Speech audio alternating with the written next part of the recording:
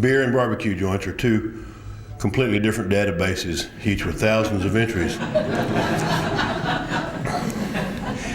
Walter, you're the only person here that really knows my background, I'm afraid. Yeah, my daddy's a plumber, so when you ask me to talk on joints, I know that's where two things come together, which is the reason a lot of people go to them.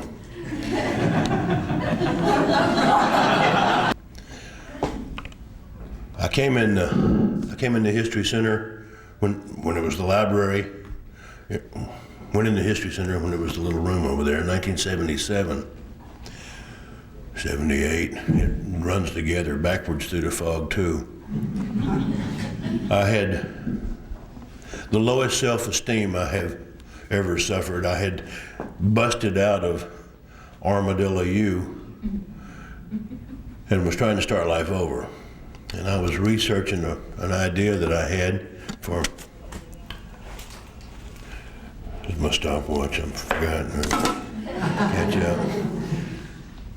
I thought I was going to do a mail order business for expatriates, sending Texas items to people who had moved away, and I was in here trying to learn something. There was a room on the far end, it was the business library, and I was trying to learn something about the mail order business. It wasn't going very well.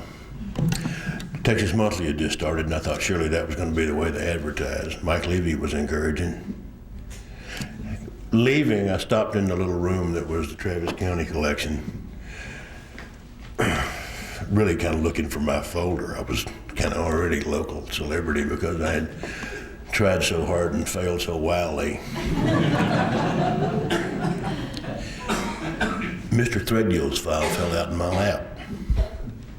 At that time, I'd already started the Raw Deal, nasty little beer joint, over on Sabine Street, far out on the east side of 6th Street. The motto of the Raw Deal was, you found the Raw Deal didn't come looking for you.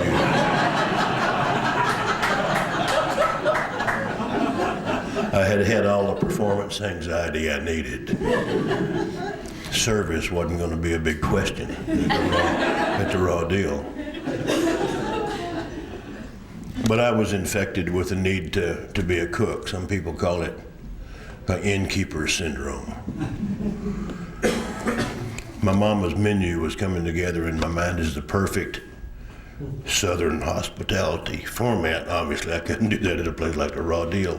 And suddenly, Kenneth's file was in my lap. Janis Joplin birthplace to be demolished. All the headlines about how it was coming down.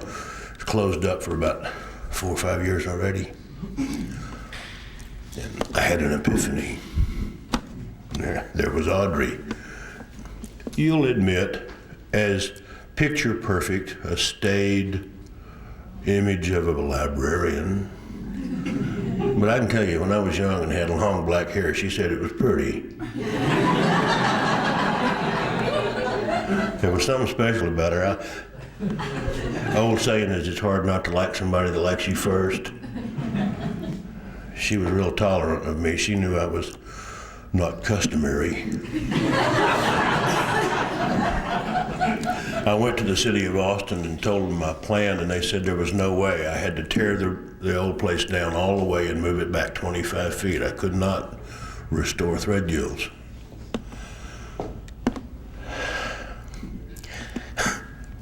Plain and simple. Without the encouragement of Audrey Bateman and Mary Jo Cooper, there wouldn't be a Threadgill now. I'd still be looking for a job. She armed me with a couple of letters, and I went to my city council variance request, and I won hands down.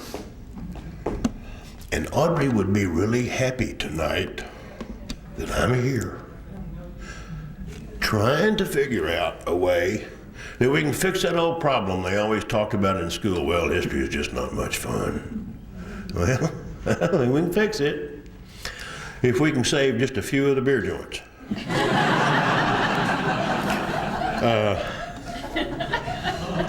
Now, to the barbecue database, I will go immediately. The Southern Food Alliance, headquartered in Oxford, Mississippi, is coming here in mid-June, 100 persons strong, And they're doing so because Virginia Wood at the Austin Chronicle has put together the Barbecue Belt Tour of Central Texas. It's sold out. All the buses are booked. They're going to get here on the 15th and 16th and 17th of June. My birthday's November, excuse me. And then when they start coming by like fence posts, you know, you get confused in a hurry. So they're going on buses to Cooper's and Kreitz Market and Louis Mueller's and we have a wealth of barbecue family feuds that I would get into. It's a separate topic, and I'm close to a couple of them. There's just a real good departure point for the beer and barbecue discussion, and that is to make very, very clear to you a fact. Nobody goes out and eats barbecue and then goes out and drinks beer. Doesn't happen. There are more barbecue places that don't sell beer than there are barbecue places that do. Beer and barbecue are two wonderful, great things. But there's more barbecue consumed with Big Red and RC Cola than there is beer. Now, I can't explain to you why the converse is true. People will drink beer all day long and then go eat barbecue.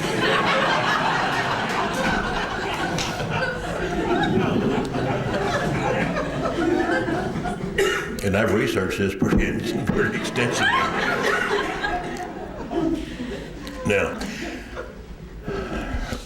in just a minute, I'm going to have to dig down here in these notes and try to find out where I am. And I know I'm supposed to end with this. If you really want to do something to make yourself feel special, there's no rule. You've got to do something really special. But it's not that difficult. We've all had our experiences at the Pound and the Orphanage and Caritas. We've made ourselves feel special all those ways that are just available to us. But if you ever develop a relationship with a beer joint like I have with a draft horse,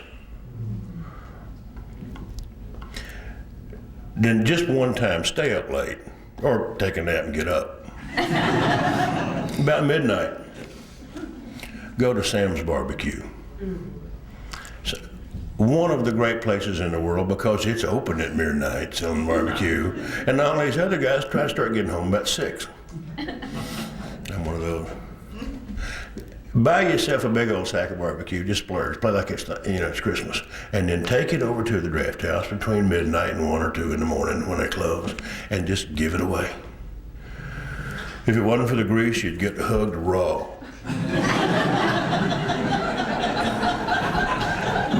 And you'll know deep down inside what keeps Santa Claus working all year long. They will really appreciate it.